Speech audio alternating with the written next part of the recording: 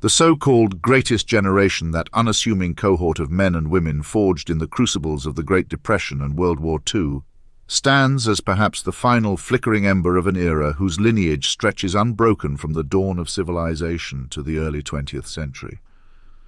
In this generation, we see the last genuine link to a form of human existence that, in various shades and iterations, has endured since the emergence of Homo sapiens. Indeed, the character of these men and women, stoic, communal and self-sacrificing, was not something concocted by the modern age, but rather the continuation of a human ethos that spans millennia. This greatest generation, born largely in the early 20th century, is quite possibly the last vestige of a monolithic continuum, stretching back to the dusty savannas of Africa through the agricultural revolutions, empires, wars and migrations of our species. They were, for lack of a better term, the final custodians of a civilization that required a certain degree of humility, deference, and the ability to sacrifice the self for the greater whole. These are qualities that seem archaic today, but they were no more than the baseline requirements for survival for nearly every human that ever lived. They were the bearers of a profound and ancient understanding that human survival is predicated upon our ability to cohere as a unit, to recognize that the success of the community supersedes the fleeting desires of the individual. To truly understand the significance of this generation, one must remember that they were the children of the 19th century, a time when humanity still held on to certain unspoken, time-honored truths. They were born to parents who had no running water, who still understood the rhythms of nature and the seasons, and who inhabited a moral universe where certain things, duty, honor, integrity, were simply taken for granted. They had been handed the baton by those who fought the wars of the 19th century, who settled the lands, and who survived in conditions that are, to our modern sensibilities, intolerable.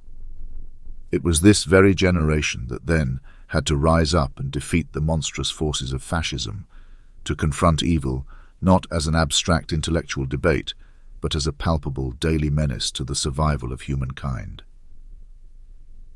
If you were to speak to one of them, those that remain, as rare now as the fading light of twilight, you would notice, almost instinctively, the weight of history they carry with them. They embody something so utterly lacking in our current era, a respect for endurance and for the long view of history.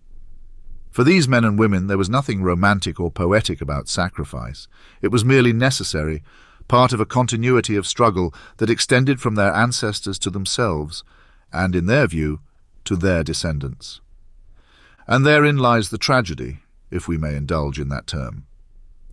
Because that inheritance, the recognition that one's role in the world was fundamentally intertwined with duty to others, has not been cherished as it ought to have been.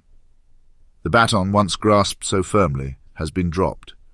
The boomers, their children, took the mantle of prosperity and affluence handed to them by their parents, and chose instead to bask in self-indulgence, to break the sacred continuity between sacrifice and progress. They were born into an era of relative stability, given all the advantages their parents had fought tooth and nail to achieve, and responded by prioritizing their own whims and comforts, unmoored from any real sense of obligation to those who came before or those who would follow. Yet there is a glimmer, a faint hope.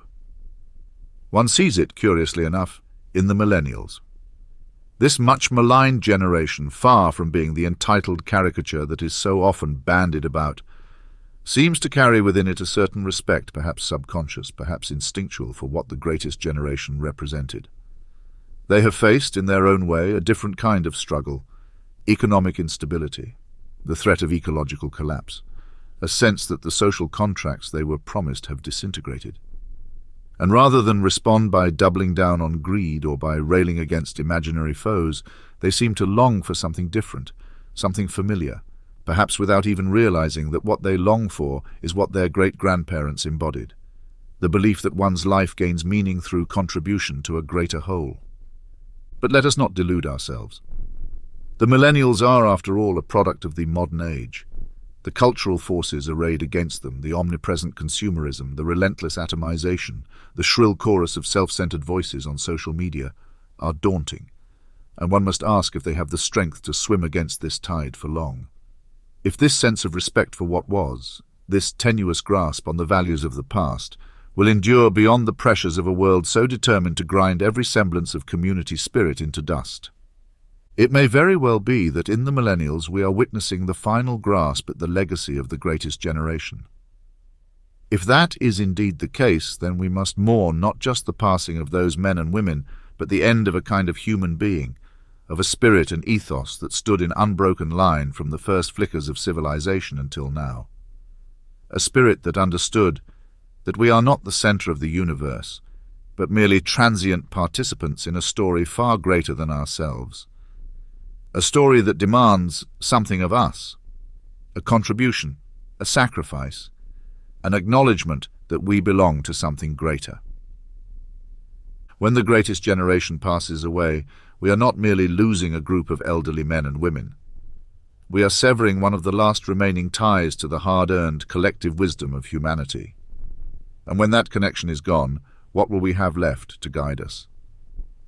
The millennials may yet hold on to that tether, but we must ask ourselves whether they are strong enough, or whether, under the crushing weight of modern narcissism, they too will finally let it slip, and with it the last remnants of that ancient light.